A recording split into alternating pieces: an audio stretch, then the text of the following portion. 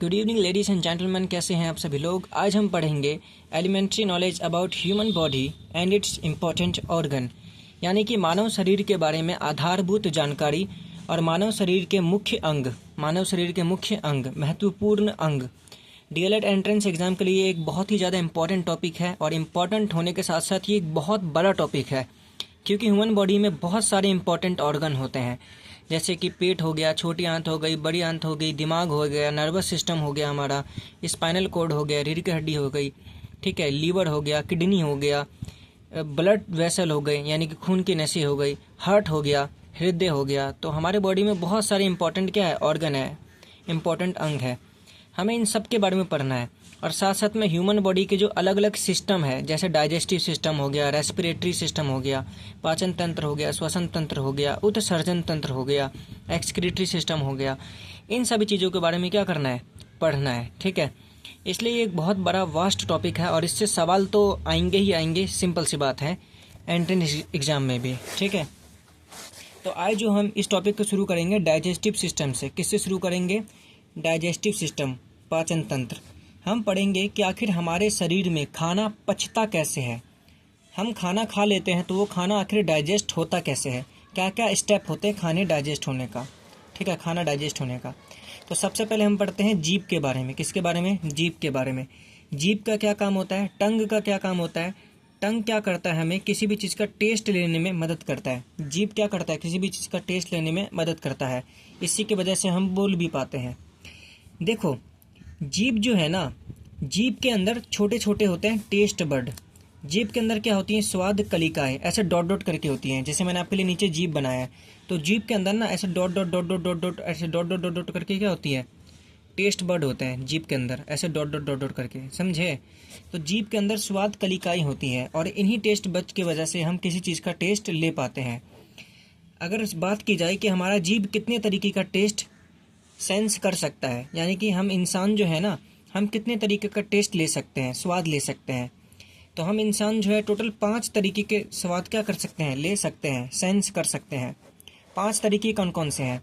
तो ये डायग्राम आपको याद रखना है जीभ का। सबसे पहले अगर आपसे पूछा जाए कि इंसानों को कौन सा चीज़ सबसे ज़्यादा पसंद होता है, कौन सा टेस्ट सबसे ज़्यादा पसंद होता है, तो मोस्ट ऑफ दी लोगों को मीठा बहुत ज़्यादा पसंद होता है। तो हमारे जीभ का जो सबसे आगे का भाग होता है ना, ये वाला भाग, ये वाला जो भाग होता है, ये मीठा को टेस्ट करता है। किसको टेस्ट करता है? मीठा को, स्वीट को, ठीक है। तो ये हमारा एक तरीके का स्वाद हो गया 5 तरीके में से, ठीक है। उसके बाद जो ये वाला भाग होता है हमारा, कौन सा वाला भाग, इसके इधर वाला भाग, ये वाला भाग, उसके जस्ट ऊपर वाला भाग, ये दोनों भाग, ठीक है, मीठा से जस्ट ऊपर ये जो दोनों होते हैं, ये दोनों होते हैं नमकीन को टेस्ट करते हैं। किसको? नमकीन को, यानी कि सॉल्टी टेस्ट को, ठीक है, जैसे नमक का टेस्ट होता है, ठीक है। इसके ऊपर का जो भाग होता है, ये इसके जस्ट ऊपर के जो टेस्ट बर्ड होते हैं, यहाँ के टेस्ट बर्ड, ये दोनों जो टेस्ट बर्ड होते हैं, ये करते हैं खट्टा टेस्ट। क्या करते हैं? खट्टा, यानी कि सोर। क्या करते हैं? सोर। तो 3 तरीके के स्वाद हो गए, ठीक है, मीठा, खट्टा और नमकीन। मीठा होता है सबसे आगे, उससे जस्ट पीछे होता है नमकीन, नमकीन के जस्ट पीछे होता है खट्टा। और जीभ का जो लास्ट भाग होता है, सबसे पीछे वाला भाग, ये जो सबसे पीछे वाला भाग होता है जीभ का, ठीक है, ये जो भाग होता है, ये हमारा कड़वा टेस्ट करता है। क्या टेस्ट करता है? कड़वा। कड़वा का मतलब होता है हमारा बिटर। क्या होता है? बिटर। जैसे हमारा बेस बिटर होता है ना, बेस, तो कड़वा टेस्ट। तो कितने तरीके के टेस्ट होगा? 1, 2, 3 और 4। हो सकता है कि आपके डीएलएड एंट्रेंस के एग्जाम में ये डायग्राम बना के दे दिया जाए और पूछ लिया जाए ABCD करके। जैसे यहाँ पे एरो लगा के A लिख देगा कि यहाँ पे कौन सा टेस्ट होता है, तो मीठा होता है यहाँ पे, ठीक है। तो एरो लगा के मान लो ये दोनों ऐसे कर देंगे और यहाँ पे एरो लगा देगा और पूछेगा बताओ यहाँ पे कौन सा टेस्ट होता है, तो आपको याद होना चाहिए खट्टा होता है। तो अब कितने टेस्ट होगा? 1, 2, 3 और 4। तो ये तो 4 ही तरीके के टेस्ट होते हैं, लेकिन हमारा जीभ कितने तरीके का टेस्ट कर सकते हैं? 5। तो एक और तरीके का स्वाद होता है जो हमारा जीभ क्या कर सकता है? सेंस कर सकता है, ठीक है, पहचान सकता है। और उस स्वाद को बोलते हैं यूमामी। क्या बोलते हैं? यूमामी, ठीक है, इस स्वाद को बोलते हैं यूमामी। आप ऑनलाइन सर्च करना 5 तरीके के टेस्ट बड कौन कौन से होते हैं, हमारे टेस्ट कौन कौन से होते हैं, तो आपको पता चलेगा यूमामी भी एक टेस्ट होता है, ठीक है। इसका हिंदी मेरे ख्याल से यूमामी ही है। इसका हिंदी क्या है? मेरे ख्याल से यूमामी ही है। इसको ही सेवरी भी बोलते हैं। इसको ही क्या बोलते हैं? सेवरी। इसी टेस्ट को हम सेवरी भी बोलते हैं, याद रखना, SAVORY, सेवरी, ठीक है। ये टेस्ट क्या होता है? ये टेस्ट ना थोड़ा खास होता है, ये टेस्ट ना बेसिकली ये जो ऊपर के जितने टेस्ट है ना, इन सब से थोड़ा बहुत मिल के बनाता है। इन सबको मिला दोगे ना, मिक्स कर दोगे, तो जो टेस्ट बनता है वो बनता है सेवरी। तो ये सेवरी टेस्ट क्या होता है, जैसे कि अगर आप कभी मीट खाओगे, जैसे चिकन खा लिया या फिर कोई और मीट खा लिया, तो वो खाने के बाद ना हमारा जो मुंह होता है ना, हमारे मुंह के अंदर बहुत ज़्यादा ऐसा लगता है जैसे कि टेस्ट का भंडार भर गया हो। ऐसा लगता है कि मुंह में एकदम टेस्टी टेस्ट भर गया हो। ठीक है, तो ऐसे टेस्ट को बोलते हैं सेवरी टेस्ट। क्या बोलते हैं? सेवरी टेस्ट। इसका एग्जांपल आप मीट ले सकते हो। ठीक है, तो जो बिल्कुल डिलीशियस टेस्ट होता है ना, एकदम मस्त डिलीशियस टेस्ट, जिसको खा के एकदम मज़ा ही आ जाए, उस टेस्ट को बोलते हैं सेवरी टेस्ट। और सेवरी टेस्ट भी क्या होता है? हमारा पांचवा टेस्ट होता है, पांचवा बेसिक टेस्ट होता है। ठीक है, स्वाद होता है। ये सेवरी का आप हिंदी देख लीजिएगा कि पांचवे टेस्ट को हिंदी में क्या बोलते हैं। अब हम पढ़ते हैं कि आखिर हमारा खाना पचता कैसे है। तो खाना कैसे पचता है, ये सीखने के लिए आपको याद करना पड़ेगा, याद क्या, रट्टा मारना पड़ेगा कि खाना जो है वो हमारे पेट के अंदर कैसे कैसे आगे जाता है। ठीक है, या तो आप इसको समझ लो या तो रट्टा मार लो, कुछ भी कर लो। तो मैं तो चाहूँगा कि आप समझ लो। तो एक डायग्राम बनाते हैं, उससे समझते हैं। ठीक है, कि खाना कैसे कैसे हमारे पेट के अंदर जाता है। ठीक, सबसे पहले ये हमारा मुंह है। सबसे पहले हमारा ये क्या है? मुंह है। ठीक है, सबसे ऊपर वाला पार्ट। इसको हिंदी में बोलते हैं बक्कल कैविटी। क्या बोलते हैं? Buccal cavity. सॉरी, इंग्लिश में क्या बोलते हैं इसको? Buccal cavity. और हिंदी में बोलते हैं मुख गुहिका। मुख गुहिका। ठीक है, तो ये हमारा मुंह है। तो सबसे पहले हम खाना कहाँ पर डालते हैं? मुंह में डालते हैं ना। तो यहाँ पर मुंह में खाना आ जाएगा। अब खाना जाएगा मुंह से नीचे। खाना कहाँ जाएगा? मुंह से नीचे। मुंह से जाएगा नीचे खाना। अब खाना गया मुंह से नीचे। ठीक है, अब फिर मुंह से जब नीचे जाता है खाना, तो आपको पता है जब हम खाना खाते हैं तो मुंह के बाद खाना नीचे जाता है एक पाइप में। ठीक है, आपको पता होगा वो पाइप थोड़ी लंबी होती है। तो मुंह के बाद खाना जाता है किस में? एक पाइप में। इस लंबे से पाइप को, ये जो पाइप होता है, इस पाइप को बोलते हैं फूड पाइप। क्या बोलते हैं? Food pipe. ठीक है, हिंदी में बोलते हैं भोजन नली। ठीक है, भोजन नली। ठीक है, क्या बोलते हैं? भोजन नली। इसी को हम ग्रास नली भी बोलते हैं, ग्रास नली। ठीक है, एक बार आप ये चेक कर लेना, ग्रास नली ही बोलते हैं कि नहीं बोलते हैं। भोजन नली तो बोलते ही बोलते हैं, नॉर्मल सी बात है। ग्रास नली भी कहते हैं। एक बार आप ये एनसीईआरटी का बुक चेक कर लेना, हिंदी मीडियम का। ठीक है, उसमें आपको पता चल जाएगा। थोड़ा हिंदी इंग्लिश में हो जाता है, दिक्कत हो जाता है, तो ये आप चेक कर सकते हैं। तो पहले सबसे पहले मुंह होगा, और मुंह के बाद खाना कहाँ जाएगा? फूड पाइप में, जिसको हम बोलते हैं भोजन नली। ठीक है, एग्जाम में तो आपसे भोजन नली भी पूछ सकता है, ग्रास नली भी पूछ सकता है, तो ध्यान देना। तो इसके बाद खाना गया ये फूड पाइप में नीचे, फूड पाइप में नीचे। अब इस पाइप के बाद जब खाना किस में जाएगा? हमारे पेट के अंदर। किस में? हमारे पेट के अंदर। नॉर्मल से बात है, खाना पाइप के बाद कहाँ जाएगा? हमारे पेट में, हमारे पेट में। तो पेट को हम पेट नहीं बोलते, पेट को हम बोलते हैं स्टमक। क्या बोलते हैं? स्टमक। हिंदी में बोलते हैं आमाशय। क्या बोलते हैं? आमाशय। याद रखना, पेट को क्या बोलते हैं? आमाशय। ठीक है, इस पेट के जस्ट नीचे एक ऑर्गन होता है हमारा, जो पेट से चिपका होता है। हमारे शरीर का एक अंग होता है जो कि इस पेट के जस्ट नीचे यहाँ पर मौजूद होता है, चिपका होता है। ठीक है, ये भी इंपॉर्टेंट है, हमें ये भी याद रखना, आगे काम आएगा। इसको बोलते हैं पैंक्रियास। क्या बोलते हैं? पैंक्रियास। ठीक है, इसको हिंदी में बोलते हैं अग्न्याशय। क्या बोलते हैं? अग्न्याशय। ठीक है, तो खाना कहाँ से कहाँ गया? देखो, पहले खाना था मुंह में, मुंह से खाना गया पाइप में, और इस पाइप से खाना किस में जाएगा? हमारे पेट में। ठीक, पेट को बोलते हैं आमाशय। अब पेट के बाद खाना कहाँ जाता है? पेट के बाद खाना जाता है एक नीचे, एक छोटी सी होती है आंत। नीचे क्या होती है? हमारी आंत। पेट के बाद खाना जाता है छोटी आंत में। किस में जाता है खाना? छोटी आंत में। पेट के बाद खाना जाता है आपका छोटी आंत में। किस में जाता है खाना? छोटी आंत में। ठीक है, और छोटी आंत के बाद आपका जो खाना होता है, अब ये जो खाना है ये जाएगा छोटी आंत में, और छोटी आंत में खाना और पचेगा, और लास्ट में जो खाना है आपका किस में चले जाता है? बड़ी आंत में। किस में? बड़ी आंत में, लार्ज इंटेस्टाइन में। देखो, ये मैंने बड़ा भी बनाया है ना आकार में, बड़ी आंत में। और बड़ी आंत के बाद लास्ट में खाना निकल जाता है बाहर। क्या निकल जाता है? बाहर। तो पेट के बाद खाना जाएगा आपका ये छोटी आंत में। छोटी आंत को बोलते हैं क्षुद्रांत्र। क्या बोलते हैं? क्षुद्रांत्र। ठीक है, और बड़ी आंत को बोलते हैं बृहद्रांत्र। क्या बोलते हैं? बृहद्रांत्र। ठीक है, अच्छा, स्मॉल इंटेस्टाइन और लार्ज इंटेस्टाइन। स्मॉल इंटेस्टाइन बोलते हैं छोटी आंत को, क्षुद्रांत्र को, और बड़ी आंत को बोलते हैं लार्ज इंटेस्टाइन। क्या बोलते हैं? लार्ज इंटेस्टाइन, बृहदांत्र। ठीक है। और उसके बाद ये होता है हमारा लास्ट में गुदा द्वार। क्या होता है? गुदा द्वार, एनस। ठीक है। यहीं से जो है ना जितना भी खाना, यहाँ पे देखो खाना पच गया, यहाँ पे भी खाना पच रहा है।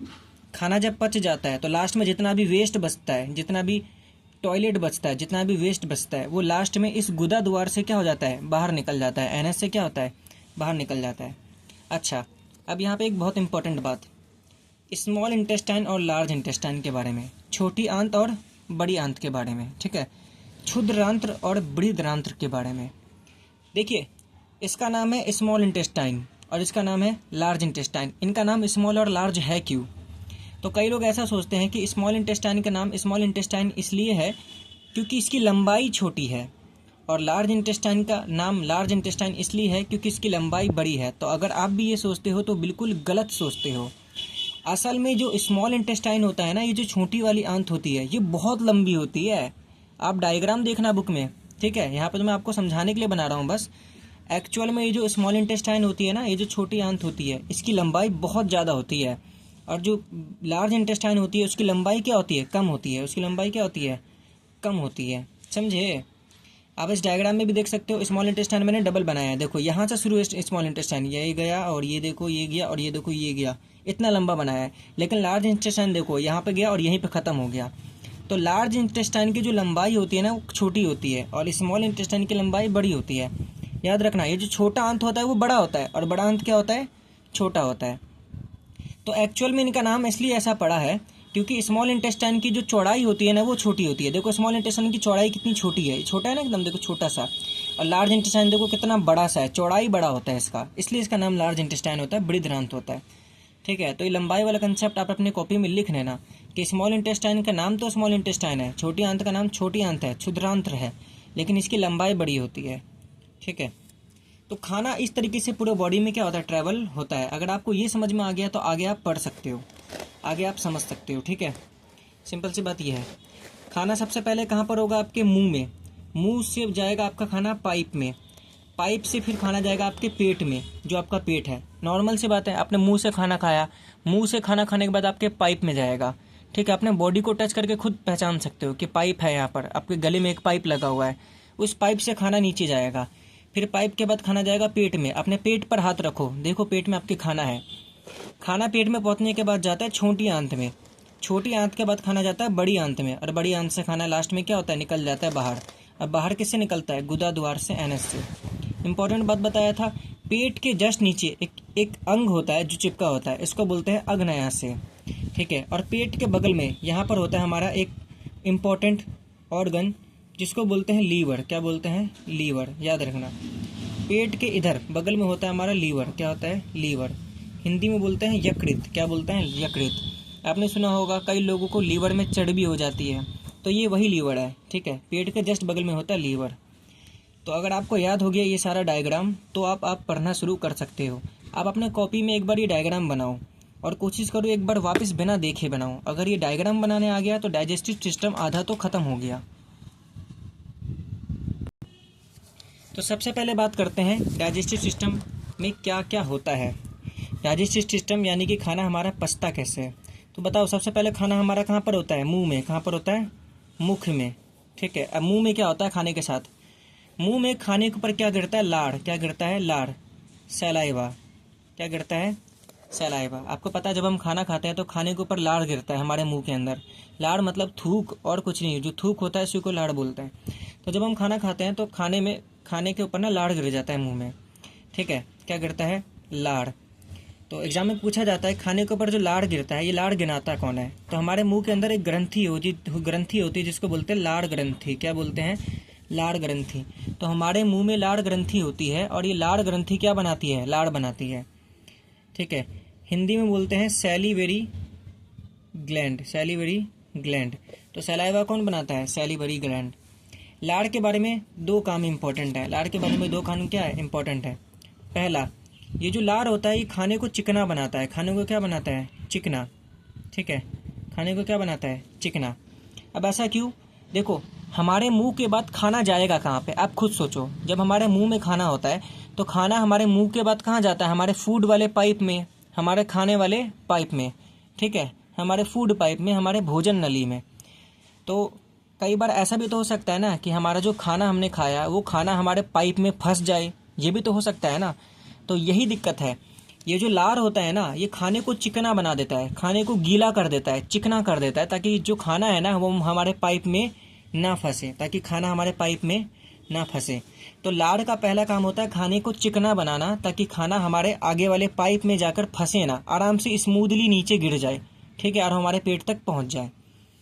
लार का दूसरा इंपॉर्टेंट काम, ठीक है, खाने के अंदर होता है स्टार्च। खाने के अंदर क्या होता है, स्टार्च। आप कुछ भी खाना खाओगे ना तो उसके अंदर स्टार्च होता है। क्या होता है, स्टार्च, ठीक है। अब स्टार्च होता है क्या है, वो उस पे में नहीं जाना आपको, ठीक है, स्टार्च ना नहीं जाना, लेकिन फिर भी बता देता हूँ आपको। मैंने पढ़ाया था फूड वाला टॉपिक, तो फूड वाले टॉपिक में मैंने आपको कार्बोहाइड्रेट के बारे में पढ़ाया था।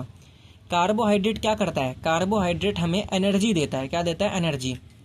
तो ज़्यादातर जो खाना होता है ना, खाने के अंदर जो स्टार्च जो कार्बोहाइड्रेट जो होता है ना, कार्बोहाइड्रेट वो स्टार्च के रूप में होता है। किसके रूप में होता है, स्टार्च के रूप में, याद रखना। तो खाने के अंदर जो कार्बोहाइड्रेट है वो स्टार्च के रूप में होता है। तो सिंपल सी बात है कि खाने के अंदर को जो स्टार्च होता है, एक तरीके से जो कार्बोहाइड्रेट होता है, उसको क्या करता है, लार, हमारा जो सलीवा होता है वो पचाता है। क्या करता है, पचाता है, और स्टार्च को तोड़ देता है सरल शर्करा में। किसमें, सरल शर्करा में। याद रखना, स्टार्च को किस में तोड़ता है, सिंपल शुगर में। किसमें, सिंपल शुगर में, ठीक है। तो खाना पचाने का मतलब ये है कि स्टार्च तो थोड़ा खतरनाक होता है, तो स्टार्च को तोड़ तोड़ के क्या बना देता है, सिंपल बना देता है। क्या बनाता है, सिंपल, सरल बना देता है। क्या बना देता है, सरल, सरल शर्करा, सिंपल शुगर बना देता है, ठीक है। तो सैलिवा का दो काम, खाने को चिकना बनाना, और दूसरा वाला काम सबसे ज़्यादा इंपॉर्टेंट है। सैलिवा क्या करता है, स्टार्च को तोड़ता है। क्या करता है, स्टार्च को तोड़ता है। तो इसका मतलब यह है कि खाना का जो पचना है हमारे बॉडी में, हमारे मुंह से ही शुरू हो जाता है खाना पचना। अगला चलते हैं आगे। अब खाना मुंह के बाद कहाँ जाता है, हमारे भोजन नली में। कहाँ जाता है, भोजन नली में, फूड पाइप में, ठीक है। तो यहाँ पे मैं आपके लिए फूड पाइप बना देता हूँ, ठीक है। ये रहा फूड पाइप, और इसके नीचे फिर पेट आ जाएगा हमारा। तो ये फूड पाइप में खाना नीचे जा रहा है, खाना क्या जा रहा है, नीचे जा रहा है, ठीक है। अब क्या होता है, आपसे मैं ना एक सवाल पूछता हूँ। मान लो कि आपको ना किसी ने उल्टा लटका दिया, और उल्टा लटकाने के बाद आपको खाना खाने के लिए दिया जा रहा है, तो क्या उल्टे लटके लटके आप खाना खाओगे, तो क्या खाना पेट तक पहुँचेगा? सोचना, दिमाग लगाना। देखो, अभी तो मान लो आप सीधे खड़े हो, तो सीधे खड़े हो तो खाना ऊपर से नीचे गिर जाएगा, लेकिन अगर आपको उल्टा लटका दिया जाए तो क्या खाना पेट तक पहुँचेगा? तो जवाब है हाँ, बिल्कुल पहुँचेगा। अगर आपको यकीन नहीं हो रहा हो ना, तो आप उल्टे लेट जाओ, अपना सर नीचे कर लो, अपने बेड पर किसी तरह से लेट जाओ कि आपका सर नीचे हो, आपका आधा शरीर नीचे हो, और खाना खा के देखना, खाना आपके पेट तक पहुँचेगा। तो ऐसा कैसे हो जाता है कि हमें कोई उल्टा लटका दे फिर भी खाना पेट तक पहुँच जाता है? तो होता क्या है, ये जो हमारा फूड पाइप होता है ना, ये भोजन नली होता है, ये ना लगातार ऐसे पचकता है, फैलता है, पचकता है, फैलता है, मतलब पच पच होता रहता है, ऐसे पच पच पच पच पच पच पच पच। हमारा फूड पाइप ना ऐसे दबता रहता है और फैलता रहता है, ठीक है। और इसकी वजह से ये जो खाना होता है ना, इस खाने को आगे की तरफ धक्का लगता है, खाने को आगे की तरफ क्या लगता है, धक्का लगता है, और खाना पेट तक पहुंच जाता है। तो हमारा जैसे मान लो यहाँ पे एक खाना है, मान लो ये रहा एक खाने का पार्टिकल, ये थोड़ा बड़ा खाना है, तो ये खाना यहाँ पे पाइप में अटक सकता है, लेकिन फूड पाइप क्या करेगा, यहाँ से दब जाएगा। फूड पाइप यहाँ से ऊपर से क्या करेगा, दब जाएगा, ऐसे पच दब जाएगा, यहाँ से दबेगा। अब जब ऊपर से पाइप दबेगा तो ये जो खाना है आगे, इसको आगे की तरफ क्या मिलेगा, धक्का लगेगा, आगे तरफ क्या लगेगा, धक्का। जैसे मैं डायग्राम बनाता हूँ, तो ये पाइप आगे से यहाँ पे मान लो सिकुड़ गया, आगे से क्या हो गया, पिचक गया। तो यहाँ पे जो खाना था, ये वाला जो खाना था, इसको आगे की तरफ क्या लगेगा, धक्का। ऐसे ही क्या करता है जो हमारा फूड पाइप होता है ना, जो हमारा भोजन नली होता है, वो लगातार ऐसे पच पच ऐसे सिकुड़ता है और फिर फैलता है, सिकुड़ता है और फिर फैलता है, ताकि जितना भी खाना है वो आसानी से पेट तक पहुंच जाए। तो चाहे आप उल्टा लेटो, सीधा लेटो, लेट के खाओ, सो के खाओ, ठीक है, उल्टा लटक के खाओ, कैसे भी खाओ, खाना आपका पेट तक पहुंच जाएगा। तो याद रखना, हमारा भोजन नली लगातार सिकुड़ता रहता है और फैलता रहता है। इस गति को हम क्रमाकुंचक गति कहते हैं। क्या कहते हैं? क्रमाकुंचक गति, क्रमाकुंचक गति। ठीक है, क्या लिखेंगे? भोजन नली का लगातार सिकुड़ना तथा फैलना। ठीक है, लिख लेना। तो भोजन नली का लगातार सिकुड़ना तथा फैलना, इसी को क्या बोलते हैं? क्रमाकुंचक गति। आपसे पूछेगा कि बताओ क्रमाकुंचक गति के कारण क्या होता है, तो आप बोलोगे भैया क्रमाकुंचक गति के कारण ना ये जो खाना होता है ना, ये कभी भी हमारे फूड पाइप में अटकता नहीं है। तो पूछा जाए कि खाना अटकने से कौन बचाता है फूड पाइप में, तो आप बोलोगे क्रमाकुंचक गति। ठीक है, इम्पॉर्टेंट है। हाँ, तो इसको हम लिखते हैं इंग्लिश में पेरिस्टैल्टिक मूवमेंट। क्या बोलते हैं? Peristaltic movement. ठीक है, तो लगातार हमारे फूड पाइप का सिकुड़ना और फैलना, कॉन्ट्रैक्ट होना और रिलैक्स होना, इसको बोलते हैं पेरिस्टैल्टिक मूवमेंट, क्रमाकुंचक गति। ठीक है, अगला, अब खाना फूड पाइप के बाद आपके कहाँ जाएगा? पेट में। कहाँ जाएगा? पेट में। पेट को बोलते हैं आमाशय। खाना कहाँ जाएगा? पेट में, आमाशय में। स्टमक में, कहाँ जाएगा? स्टमक में। ठीक है, अब पेट में क्या होता है, ये मान लेता हूँ मैं आपके लिए पेट बना देता हूँ। ठीक है, ये मैंने बना दिया पेट। अब पेट के अंदर खाना है, पेट के अंदर क्या रहा? खाना पड़ा हुआ है। ठीक है, अब पेट के अंदर क्या होता है, ये जितना भी खाना होता है ना, इसके ऊपर बहुत सारा HCl गिरा दिया जाता है। खाने के ऊपर क्या गिर जाता है? बहुत सारा HCl, हाइड्रोक्लोरिक एसिड। आपने पढ़ा भी होगा हमारे पेट के अंदर कौन सा एसिड होता है? HCl acid.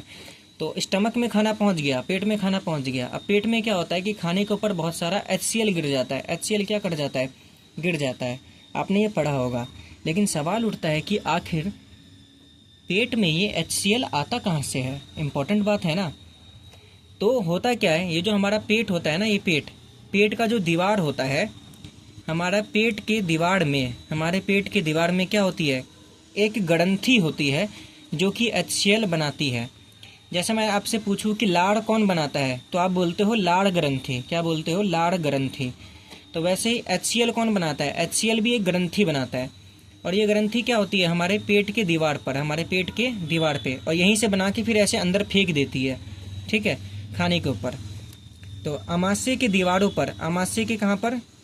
दीवार पर एक ग्रंथि होती है। एक क्या होती है? ग्रंथि। और उस ग्रंथि को बोलते हैं हम जठर ग्रंथि। याद रखना, क्या बोलते हैं? जठर ग्रंथि। गैस्ट्रिक ग्लैंड, क्या बोलते हैं? Gastric gland. और यही गैस्ट्रिक ग्लैंड क्या करता है? HCl बनाता है, और वो HCl फिर खाने के ऊपर गिरता है। तो जठर ग्रंथि, कौन सी ग्रंथि पढ़ रहे थे हम? जठर ग्रंथि। तो जठर ग्रंथि का काम क्या होता है? जठर ग्रंथि बनाता है HCl। क्या बनाता है? HCl, हाइड्रोक्लोरिक एसिड, जो पेट में खाने को क्या करता है? पचाता है। ठीक है, एसिड है तो खाने के ऊपर गिरेगा तो खाने को पचाएगा, सड़ा देगा। ठीक, लेकिन जठर ग्रंथि का एक और काम होता है, ये HCl के साथ एक और चीज़ बनाता है जिसको बोलते हैं पेप्सिन। क्या बोलते हैं? पेप्सिन। पेप्सी नहीं, पेप्सिन। क्या? पेप्सिन। जठर ग्रंथि सिर्फ HCl नहीं बनाती, पेप्सिन भी बनाती है। क्या करती है? पेप्सिन भी बनाती है। ठीक है, बात करते हैं पेप्सिन का क्या काम होता है। पहले हम इस पेप्सिन का काम याद करते हैं। तो सबसे पहला सवाल, पेप्सिन कौन बनाता है?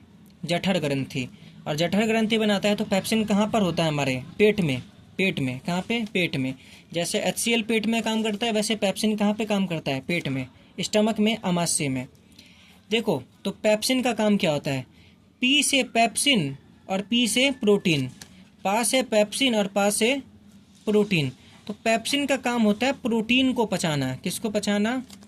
प्रोटीन को पचाना। याद रखना, पेप्सिन क्या करता है? प्रोटीन को पचाता है। प्रोटीन को क्या करता है? पचाता है। प्रोटीन क्या करता है? पेप्सिन क्या करता है? पा से पेप्सिन और पा से प्रोटीन। तो पेप्सिन प्रोटीन को पचाता है और प्रोटीन को तोड़ देता है किस में? पेप्टाइड में। किस में? पेप्टाइड में।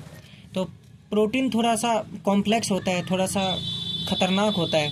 ठीक है, बड़ा सा होता है थोड़ा। तो प्रोटीन बहुत बड़ा होता है, उसको तोड़ तोड़ के पेप्टाइड में तोड़ देता है, क्या? पेप्सिन। ठीक है, याद रखना। तो पास है पेप्सिन और पास है प्रोटीन। ठीक, अब बात करते हैं HCl के बारे में। HCl का क्या काम होता है? HCl का पहला काम, HCl होता है एक एसिड, और आपको पता है HCl बहुत खतरनाक एसिड होता है। इतना खतरनाक कि भाई जला दे, बिल्कुल ख़त्म कर दे। अगर इंसान के उंगली में पड़ जाए तो उंगली गायब हो जाए इंसान की। ठीक है, HCl का क्या काम होता है? HCl का काम होता है बैक्टीरिया को मारना। क्या करना? बैक्टीरिया को मारना। क्या होता है कि जब हम खाना खाते हैं ना, तो खाने के साथ बहुत सारा बैक्टीरिया भी हमारे पेट के अंदर आ जाता है। तो जितना भी बैक्टीरिया होता है ना, उसको HCl क्या कर देता है? मार देता है। HCl इतना खतरनाक एसिड है कि ये बैक्टीरिया को भी नहीं छोड़ता, इसको भी मार देता है भाई। दूसरा काम, खाने को पचाता है। खाने को क्या करता है? पचाता है। खाने को पचाने का मतलब है खाने को छोटे छोटे टुकड़ों में तोड़ देता है। हर जगह पचाने का मतलब यही होता है। प्रोटीन को पचाने का क्या मतलब था? प्रोटीन को तोड़ देता है, किस में? पेप्टाइड में। तो दूसरा काम इसका HCl का ये होता है, खाने को पचाता है। अब HCl इतना खतरनाक एसिड है, किसी भी खाने के ऊपर डाल दो इस एसिड को, HCl क्या करेगा? उस खाने को तोड़ ताड़ देगा, बिल्कुल सड़ा गला देगा। तो HCl का दूसरा काम होता है खाने को पचाना। ठीक है, क्या करना? खाने को पचाना। तीसरा काम, HCl ना एक बहुत इंपॉर्टेंट काम करता है। देखो, अगर हम बात करें ना इस पेप्सिन की, ये जो पेप्सिन है ना, इसकी खुद की कोई औकात नहीं होती। ठीक है, जैसे कि पेप्सी जो मिलता है हमें बाज़ार में, उसकी खुद की कोई औकात है तो नहीं है। पेप्सी भी लोग इस वजह से पीते हैं क्योंकि लोग सोचते हैं कि भाई कोका कोला इतना अच्छा होता है, तो चलो एक बार पेप्सी भी ट्राई करके देख ले। ठीक, तो पेप्सी की ना खुद कोई औकात नहीं होती। पेप्सिन की खुद कोई औकात नहीं होती। पेप्सिन जो भी कुछ होता है वो HCl की वजह से होता है। ठीक है, ऐसा क्यों? HCl क्या करता है? वो पेप्सिन को जिंदा करता है। बिना HCl के पेप्सिन कभी भी प्रोटीन को पचा नहीं सकता। HCl क्या करता है? यह पेप्सिन को अम्लीय वातावरण देता है। अम्लीय वातावरण देता है, या फिर अम्लीय वातावरण देता है। ठीक है, कहने का मतलब यह है कि पेप्सिन ना बिना HCl के कोई काम नहीं कर सकता। पेप्सिन को काम करने के लिए कौन सा वातावरण चाहिए होता है? अम्लीय वातावरण, यानी कि एसिड की मदद चाहिए होती है, एसिडिक एनवायरनमेंट चाहिए होता है। तो HCl का तीसरा काम ये होता है कि ये पेप्सिन को जिंदा करता है, यानी कि पेप्सिन को क्या करता है? अम्लीय वातावरण देता है। ठीक है, अब आपके मन में सवाल उठ रहा होगा कि सर आपने HCl के बारे में पढ़ाया, HCl तो सच में सबका बाप है, बड़ा खतरनाक है। तो सवाल उठता है कि ये HCl जो है वो हमारे पेट को जलाकर बाहर क्यों नहीं निकल जाता? सही बात है ना, HCl इतना खतरनाक है, ये तो हमारे पेट को जलाकर बिल्कुल सड़ा गलाकर हमारे पेट से बाहर निकल सकता है, तो निकलता क्यों नहीं है? तो बात ऐसी है मेरे दोस्तों, ये जो जठर ग्रंथि होता है ना, ये एक और चीज़ बनाता है। जठर ग्रंथि क्या करता है? एक और चीज़ बनाता है। इस चीज़ का नाम होता है श्लेष्मा। इस चीज़ का नाम क्या होता है? श्लेष्मा। इंग्लिश में बोलते हैं म्यूकस। क्या बोलते हैं? म्यूकस। श्लेष्मा एक केमिकल होता है जो कि जठर ग्रंथि बनाता है। श्लेष्मा क्या करता है? हमारे पेट को, श्लेष्मा क्या करता है? हमारे पेट को HCl से क्या करता है? बचाता है। HCl से बचाता है। ठीक है, बस याद रखना, श्लेष्मा एक केमिकल होता है, ये हमारे पेट के चारों तरफ चिपक जाता है और हमारे पेट को क्या करता है? HCl से बचाता है। तो ये सारी कहानी थी हमारे पेट में खाने के पाचन की।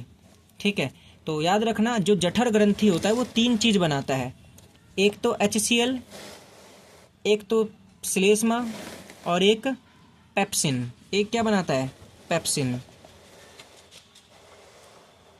आगे चलते हैं फिर। अब हमारा खाना पेट के बाद कहाँ जाएगा? अब हमारा खाना जाएगा पेट के बाद, ठीक है, चौथी चीज़ में, और वो जाएगा छोटी आंत में, स्मॉल इंटेस्टाइन में, क्षुद्रांत्र में। कहाँ पे? क्षुद्रांत्र में, स्मॉल इंटेस्टाइन में, स्मॉल इंटेस्टाइन। ध्यान देना, इसका नाम तो स्मॉल इंटेस्टाइन होता है, छोटी आंत होती है, लेकिन इसकी लंबाई बहुत बड़ी होती है। इसकी लंबाई क्या होती है? बहुत ज़्यादा होती है। लंबाई क्या होती है? ज़्यादा। ये बहुत बड़ा होता है स्मॉल इंटेस्टाइन, और ऐसे घुमा रहता है, एक दूसरे में ऐसे लिपटा रहता है। ठीक है, जैसे बहुत सारा धागा आप एक जगह पे लिपटा दो एक दूसरे में, तब भी लगता है कि थोड़ा बहुत धागा है। ठीक है, तो वैसा ही कुछ होता है स्मॉल इंटेस्टाइन। ये बहुत बड़ा होता है। एक्चुअल में क्या होता है? इसकी लंबाई बहुत ज़्यादा होती है। स्मॉल इंटेस्टाइन ऐसे होता है कुछ,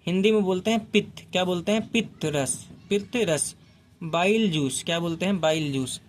देखो यहाँ से आया एसिड, यहाँ से क्या आया, एसिड, और लीवर यहाँ से भेजता है बेस, क्या भेजता है, बेस, और इस बेस का नाम होता है बाइल जूस। बाइल जूस यानी कि पित्त रस। तो यहाँ से आया एसिड और यहाँ से आया बेस, और जब ये दोनों मिल जाते हैं तो एक दूसरे को क्या कर देते हैं, ख़त्म कर देते हैं। और ये जो स्मॉल इंटेस्टाइन होता है, ये जो छोटी अंत होती है, ये क्या करती है, ये क्या होती है, बच जाती है। क्या हो जाती है, ये बच जाती है, समझे। तो यहाँ से आ रहा था एसिड, और लीवर यहाँ से क्या भेज देगा, बेस को भेज देगा। उस बेस का नाम क्या है, बाइल जूस। बाइल जूस यानी कि पित्त रस। और ये जो पित्त रस है, ये क्या करता है, एसिड को ख़त्म कर देता है, क्योंकि पित्त रस होता है एक तरीके का बेस, क्षारक होता है ये। बी से बेस और बी से बाइल जूस, ठीक है। तो ये जो पित्त रस होता है, पित्त मतलब देख लो यहाँ पे आ रहा है एक शब्द पित्त, तो पित्त से आप बना सकते हो पिता। तो पित्त रस एक पिता की तरह क्या करता है, बचाता है। तो ये एसिड आता है, इस एसिड से क्या करता है, स्मॉल इंटेस्टाइन को बचाता है। तो अभी हमने वहाँ पे पढ़ा लीवर का काम, क्या करा हमने, पढ़ा लीवर का काम यानी कि यकृत का काम, लीवर का काम। तो अभी भी मैंने बताया लीवर क्या बनाता है, बाइल जूस बनाता है। क्या बनाता है, बाइल जूस। क्या होता है, बाइल जूस। और बाइल जूस होता है बेस, क्या होता है, बेस। लीवर बनाता है पित्तरस, क्या बनाता है, पित्तरस। और ये होता है क्षारक, क्या होता है, क्षारक, ठीक है। ये पित्तरस क्या करता है, HCl से, पित्तरस क्या करता है, HCl से छोटी आंत को बचाता है, क्षुद्रांत्र को बचाता है, छोटी आंत को बचाता है, ठीक है। बता दिया था मैंने आपको। ये पित्तरस का एक और काम होता है जो कि बहुत इंपॉर्टेंट है। पित्तरस का ये दोनों ही काम इंपॉर्टेंट है, ये भी और ये भी। पित्तरस का दो काम होता है। एक बहुत इंपॉर्टेंट काम क्या होता है, पित्तरस बाइल जूस एक काम करता है जिसको बोलते हैं इमल्सिफिकेशन ऑफ फैट। क्या बोलते हैं, इमल्सिफिकेशन ऑफ फैट, वसा का इमल्सीकरण, वसा का इमल्सीकरण, वसा का इमल्सीकरण, ठीक है। पित्तरस क्या करता है, जो फैट होता है ना, फैट जो वसा होता है उसको ना छोटे छोटे टुकड़ों में तोड़ देता है। चर्बी को क्या करता है, छोटे छोटे टुकड़ों में तोड़ देता है। वसा को यानी कि फैट को छोटे छोटे टुकड़ों में तोड़ देता है। इसी को बोलते हैं इमल्सिफिकेशन ऑफ फैट, वसा का इमल्सीकरण। डेफिनेशन लिख लो, वसा का इमल्सीकरण का अर्थ है वसा का छोटे छोटे टुकड़ों में टूट जाना, वसा के कणों का छोटे छोटे टुकड़ों में टूट जाना, ठीक है। तो वसा के कणों को छोटे छोटे टुकड़ों में कौन तोड़ता है, पित्तरस। कौन तोड़ता है, पित्तरस। तो याद रखना बाइल जूस यानी कि पित्तरस जो होता है ना, वो इमल्सिफिकेशन ऑफ फैट भी करता है, चर्बी को क्या करता है, तोड़ता है, चर्बी को क्या करता है, तोड़ता है। अगली चीज, आपसे पूछा जाए कि पित्तरस बनाता कौन है, तो आप बोलोगे लीवर। कौन बनाता है, लीवर, ठीक है। कौन बनाता है, लीवर। लेकिन अगर आपसे बोला जाए कि पित्तरस यानी कि बाइल जूस इकट्ठा कहाँ पर होता है, स्टोर कहाँ पर होता है, अगर आपसे ये पूछा जाए, ठीक है, संग्रहित कहाँ पर होता है, तो जो पित्तरस होता है ना, वो पित्ताशय में क्या होता है, जमा होता है। पित्ताशय में क्या होता है, जमा होता है। आसान है, देखो, पित्त प्लस में आशय, आशय का मतलब होता है किसी का घर, जगह। तो पित्तरस कहाँ पर जमा होगा, पित्ताशय में जमा होगा। इंग्लिश में बोलते हैं गॉल ब्लैडर, क्या बोलते हैं, गॉल ब्लैडर। तो बाइल जूस कहाँ पर स्टोर होता है, गॉल ब्लैडर में। हम वापस आ चुके हैं डायग्राम पे। गॉल ब्लैडर होता कहाँ पर है, यहीं पर होता है, छोटा सा, ठीक है, यहाँ पर होता है। लीवर के ऊपर में होता है आपका पित्ताशय, क्या होता है, पित्ताशय। तो लीवर अपना बाइल जूस बनाता रहता है और वो बाइल जूस कहाँ पे जमा होता है, पित्ताशय में जमा होता रहता है। तो लीवर पित्तरस बनाता रहता है और वो पित्तरस जमा होता है पित्ताशय में। आगे पढ़ते हैं। मैंने आपको स्मॉल इंटेस्टाइन, छोटी आंत का टॉपिक स्टार्ट होते ही बोल दिया था कि छोटी आंत में खाना पूरी तरीके से क्या हो जाता है, पच जाता है। लेकिन कहाँ पचा है खाना, अभी तक तो मैंने आपको बताया नहीं कि खाना पूरी तरीके से कैसे पचता है छोटी आंत में। तो कैसे पचता है, अब आएगा हमारा रोल, वन एंड ओनली अग्न्याशय का, यानी कि पैंक्रियास का। ये जो पेट है, पेट के जस्ट नीचे यहाँ पर होता है हमारा पैंक्रियास यानी कि अग्न्याशय। यही मदद करता है खाने को पूरी तरीके से पचाने में। ये जो पैंक्रियास होता है ना, इसका एक पाइप कनेक्ट होता है हमारे छोटी आंत से। किससे कनेक्ट होता है, छोटी आंत से। और ये पैंक्रियास यहाँ से एक बहुत खतरनाक केमिकल छोड़ता है इसके अंदर, और वही केमिकल क्या करता है, खाने को पूरी तरीके से पचा देता है। तो वो केमिकल कौन सा है, वो खाने को कैसे पचाता है, वो अब पढ़ते हैं हम लोग। तो अब हम पढ़ेंगे अग्न्याशय के बारे में, ठीक है। किसके बारे में, अग्न्याशय के बारे में, यानी कि पैंक्रियास के बारे में, अग्न्याशय, ठीक है। तो अग्न्याशय एक केमिकल बनाता है जिसको बोलते हैं अग्न्याशय रस। क्या बोलते हैं, अग्न्याशय रस। और ये जो अग्न्याशय रस होता है ये सीधे किस में छोड़ दिया जाता है, छोटी आंत में, स्मॉल इंटेस्टाइन में, क्योंकि हम स्मॉल इंटेस्टाइन का पढ़ रहे हैं तो सब कुछ उसी में छोड़ा जाएगा। और यही क्या करता है, खाने को पूरी तरीके से पचाता है। तो होता क्या है कि अग्न्याशय जो रस होता है ना, इसके अंदर 3 चीज़ें होती है। तो याद रखना, ये जो पैंक्रियाज होता है, इंग्लिश वालों के लिए लिख देता हूँ, ये जो अग्न्याशय होता है, ये जो पैंक्रियाज होता है, ये एक जूस बनाता है जिसको बोलते हैं पैंक्रियाटिक जूस। क्या बोलते हैं, पैंक्रियाटिक जूस। और ये पूरी तरीके से खाने को पचा देता है। अब ये जो पैंक्रियाटिक जूस होता है ना, इसके अंदर 3 चीज़ें मिली होती है, ये 3 चीज़ों से मिलकर बनता है, ठीक है। इसमें 3 चीज़ें कौन कौन सी होती है, एक होता है ट्रिप्सिन। क्या होता है, एक होता है ट्रिप्सिन, ट्रिप्सिन। एक होता है आपका लाइपेज। क्या होता है, लाइपेज, ठीक है। और एक होता है आपका एमिलेज। क्या होता है, एमिलेज, ठीक है। ये जो अग्न्याशय रस होता है ये 3 चीज़ों से मिलकर बनता है, ट्रिप्सिन, लाइपेज, एमिलेज। वापस बोलो मेरे साथ, trypsin, lipase, amylase, trypsin, lipase, amylase. एक बार वापस, ट्रिप्सिन, लाइपेज, एमिलेज। तो ये 3 चीज़ों से मिलकर बनता है हमारा अग्न्याशय रस। अब क्योंकि अग्न्याशय रस खाने को पूरी तरीके से पचाता है, तो ये जो तीनों चीज़ें होती है ना, ये तीनों चीज़ें मदद करती हैं खाने को पूरी तरीके से पचाने में। तो ट्रिप्सिन की बात करते हैं, ये किसको पचाता है। देखो, ट्रिप्सिन प्रोटीन, नाम भी एक जैसे लग रहा होगा, ट्रिप्सिन प्रोटीन, प्रोटीन ट्रिप्सिन, ठीक है। तो ट्रिप्सिन क्या करता है, ये प्रोटीन को पचाता है। किसको पचाता है, प्रोटीन को। और ट्रिप्सिन प्रोटीन को पूरी तरीके से पचाकर किस में तोड़ देता है, अमीनो अम्ल में। किस में, अमीनो अम्ल में, अमीनो एसिड में, ठीक है, अमीनो एसिड में। याद रखना, जब एक प्रोटीन पूरी तरीके से टूट जाता है तो वो लास्ट में टूटता है अमीनो एसिड में। तो प्रोटीन जो है ना, किससे मिलकर बना होता है, अमीनो एसिड से।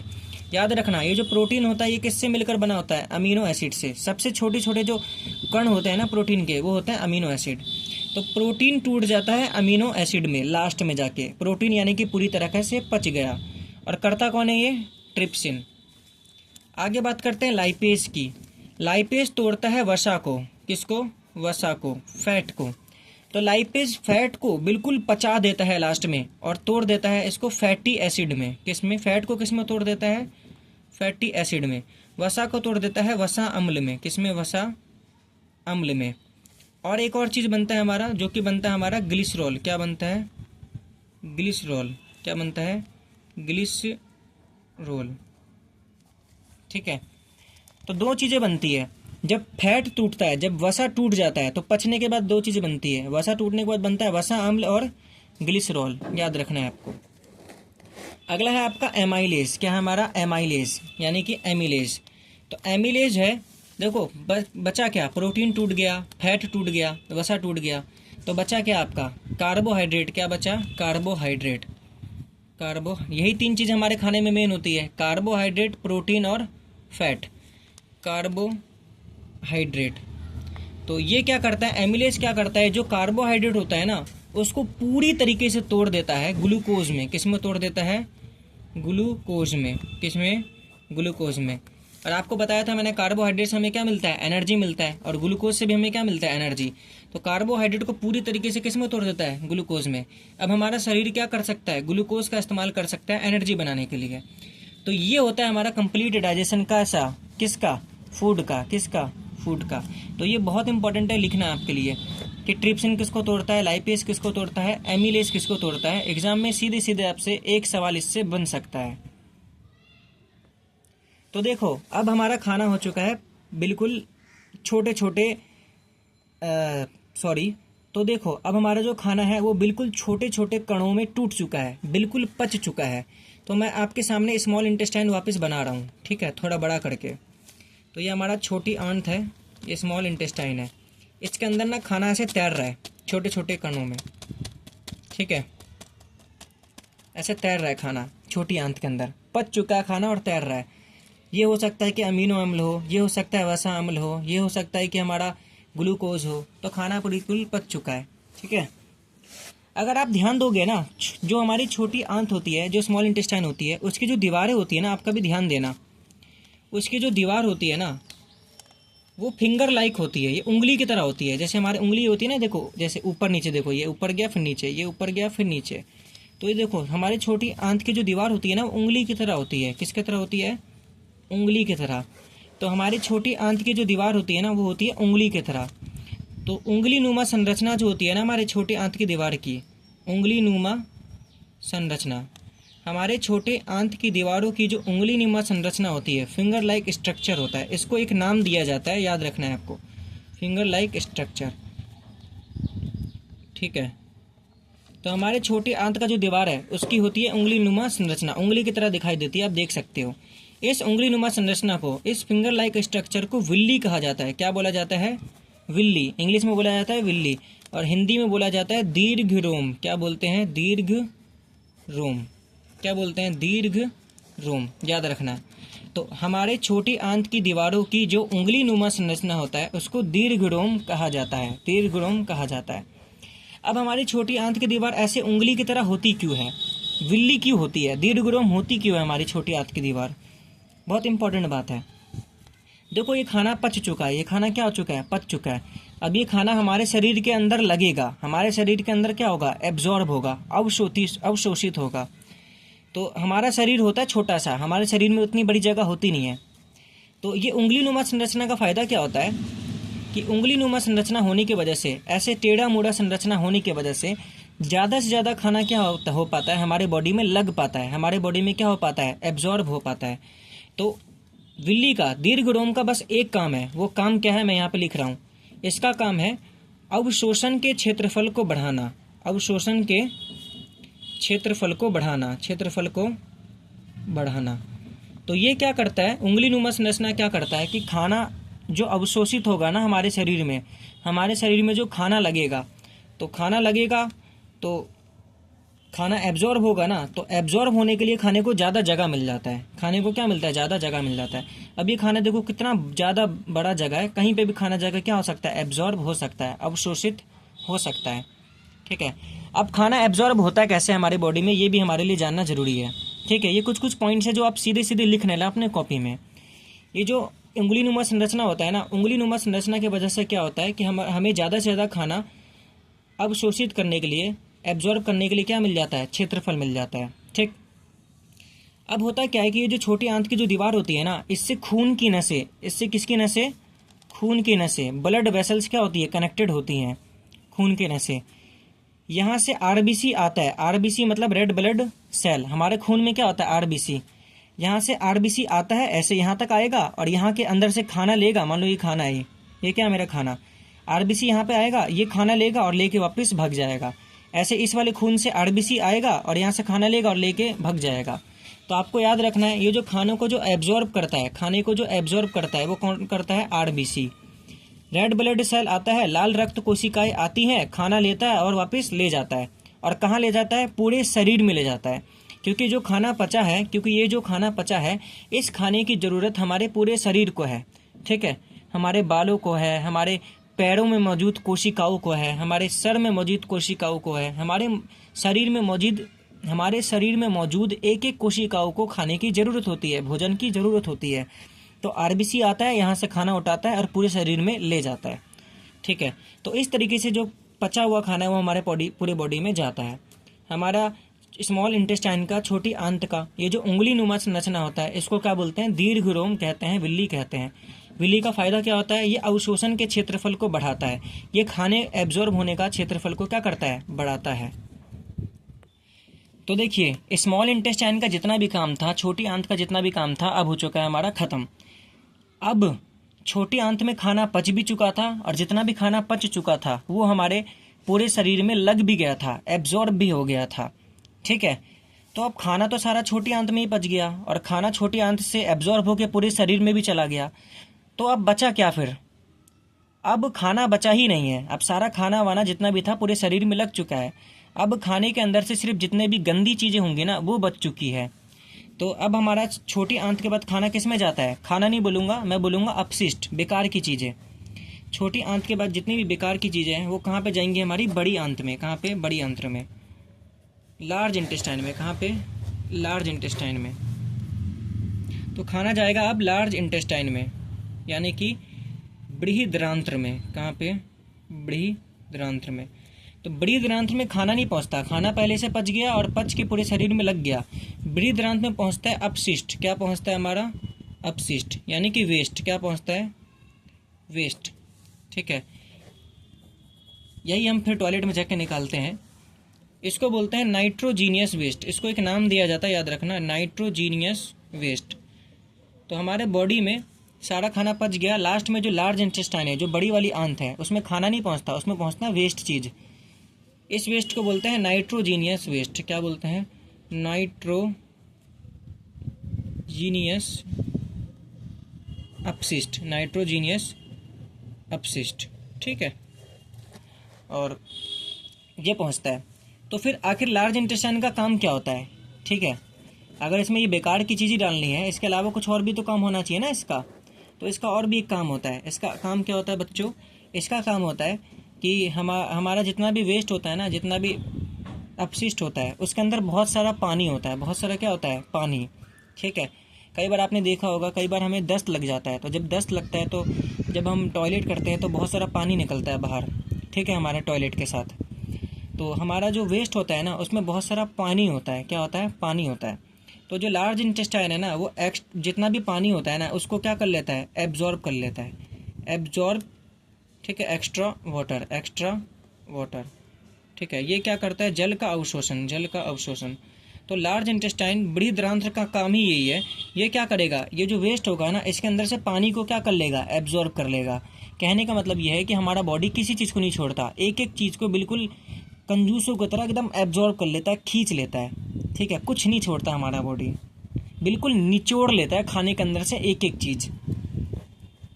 अब लार्ज इंटेस्टाइन के बाद खाना क्या निकल जाता है? बाहर निकल जाता है। खाना नहीं बोलूँगा, बार बार खाना निकल जा रहा है। लार्ज इंटेस्टाइन के बाद जो वेस्ट होता है हमारा, जो अपशिष्ट हो जाता है, वो क्या होता है? बाहर निकाला जाता है। बाहर क्या हो जाता है? निकल जाता है। बाहर निकल जाता है। ठीक है, रिमूव हो जाता है हमारा जितना भी वेस्ट होता है। और किससे रिमूव होता है? एनस से। किससे? एनस से, गुदा द्वार से। किससे? गुदा द्वार से। तो जितना भी खाना होगा वो सब गुदा द्वार से क्या होगा? फिर बाहर निकल जाएगा। अब बस लास्ट और इम्पॉर्टेंट बात इस टॉपिक से रिलेटेड, ठीक है, जो कि हम डायग्राम से समझेंगे। तो ये रहा आपका डायग्राम। ठीक है, तो ये गुदा द्वार है, ये एनएस है। यहीं से जितना भी वेस्ट है वो बाहर निकल जाएगा। ठीक है, जितना भी वेस्ट है वो बाहर निकल जाएगा। ठीक है, अब एक बात बताओ, अब यहाँ से मान लो ये सारा का सारा वेस्ट आ रहा है, नाइट्रोजीनियस वेस्ट, नाइट्रोजीन वाला, नाइट्रोजीनियस अपशिष्ट, ये सारा वेस्ट है। अब ये वेस्ट यहाँ से कितना बाहर निकालना है, कितना रोकना है, कब बाहर निकालना है, इस पे आपका कंट्रोल होता है कि नहीं होता? बताओ। मान लो आपको टॉयलेट लगा है, लेकिन आप उस समय कर नहीं सकते, तो आप आधे घंटे बाद करते हो, 1 घंटे बाद करते हो। इसका मतलब आपको ये वेस्ट बाहर कब निकालना है, आप इसको कंट्रोल कर सकते हो। तो ये जो गुदा द्वार है जिससे बाहर निकल जाता है, ये जो लास्ट वाला पार्ट है, इसके अंदर ना एक मसल होता है। इसके अंदर क्या होता है? एक मसल, एक मांसपेशी होती है, उसको बोलते हैं अवरोधिनी मांसपेशी। क्या बोलते हैं? अवरोधिनी मांसपेशी। ठीक है, याद रखना, ये अवरोधिनी मांसपेशी इस चीज़ को नियंत्रित करती है कि कितना अपशिष्ट बाहर निकालना है। यानी कि अपशिष्ट के निष्कासन को कौन नियंत्रित करता है? अवरोधिनी मांसपेशी। ठीक है, इंग्लिश में बोलते हैं इसको स्फिंक्चर मसल, स्फिंक्चर मसल, स्फिंक्चर मसल। ठीक है, SPHINCTRE, स्फिंक्चर मसल। ठीक है, ऐसा ही एक अवरोधिनी मांसपेशी यहाँ पर भी होता है। कहाँ पर? यहाँ पर। अब पेट में खाना है तो पेट में से थोड़ा सा खाना छोटी आंत में भेजा जाता है, फिर से थोड़ा सा खाना छोटी आंत में भेजा जाता है। तो इसको भी कौन कंट्रोल करता है? अवरोधिनी पेशी। तो याद रखना, अगर आपसे पूछा जाए पेट से छोटी आंत में खाने को भेजने पर कौन नियंत्रित रखता है, तो अवरोधनी पेशी। ठीक है, पेट से छोटी आंत में खाना भेजना है तो इसको नियंत्रित कौन करता है, अवरोधनी पेशी। ठीक है, ऐसे यहाँ पर गुदा द्वार से अपशिष्ट को बाहर निकालना है तो कौन नियंत्रित करता है, अवरोधनी पेशी, स्फिंक्टर मसल। तो यहाँ पर आपका जो डाइजेशन का पूरा टॉपिक है वो क्या हो चुका है, ख़त्म हो चुका है। उम्मीद है कि आपको समझ में आया हो, और इस टॉपिक का जो टेस्ट है वो आपको डिस्क्रिप्शन में मिल जाएगा। टेस्ट जरूर दीजिएगा, तभी आपको समझ में आएगा आपको कितना समझ में आया, और साथ साथ में नोट्स ज़रूर बनाना।